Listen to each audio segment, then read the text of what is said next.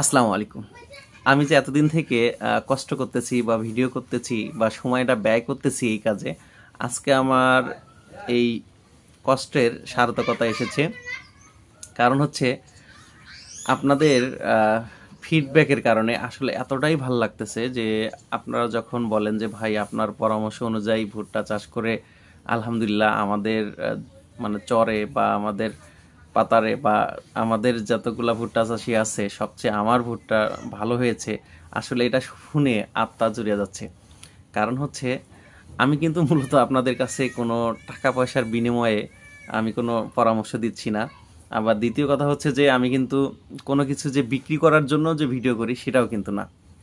আপনারা অনেক কিছু কিনতে চাচ্ছেন আমার কাছে, কিন্তু আমি কখনোই এখানে অনলাইনে বিক্রয় করতে চাচ্ছি না এই কারণে যে আপনারা যাতে বলতে না পারেন যে মূলত ভাই যে ভিডিও করতেছে দিন শেষে তার বেনিফিটের জন্য এটা করতেছে। এটা আসলে না, মূলত পরিচিতি লাভের জন্য।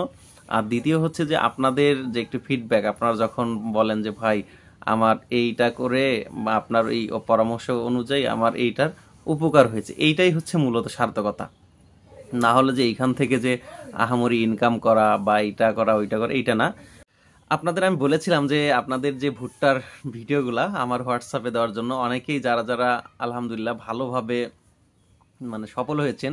তবে আমি আজকে জানতে চাই যে আমার পরামর্শ অনুযায়ী ভুট্টা চাষ করে বা আমার পরামর্শ অনুযায়ী ভিটামিন বা সার প্রয়োগ করে কার কার উপকার হয়েছে আর কার কার ক্ষতি হয়েছে সে বিষয়টা যদি একটু কমেন্ট করতেন তাহলে আরও ভালো লাগতো। স্পেশালি ভাবে অনেকেই মেসেঞ্জারে এবং হোয়াটসঅ্যাপে আমাকে ভুট্টার ভিডিও দিয়ে এবং অন্য অন্য জমির সাথে সামঞ্জস্য করে কিন্তু অনেকেই দিচ্ছেন।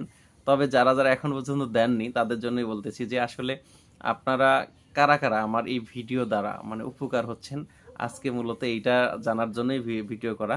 তারপরেও পাশের যে জমিগুলা দেখতে পাচ্ছেন যে এই ভুট্টাগুলা আমার এক ভাই পাঠিয়েছে। উনি যেটা বলেছেন যে ওনার অঞ্চলে অনেকেই ভুট্টা চাষ করেছে, উনি একদমই ভুট্টা চাষে নতুন, কিন্তু ওনার জমিটাই আপাতত সবচেয়ে ভালো।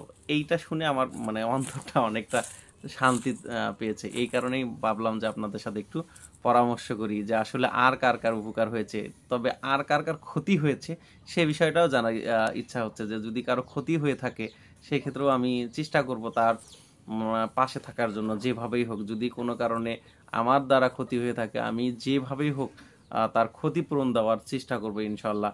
তবে আপনারা যারা এখন পর্যন্ত আমার সাথে আছেন অবশ্যই অনুরোধ করব থাকবেন। পরবর্তীতে আপনাদের নিয়ে আমরা ভুট্টার বাজারগুলা মেনটেন করব।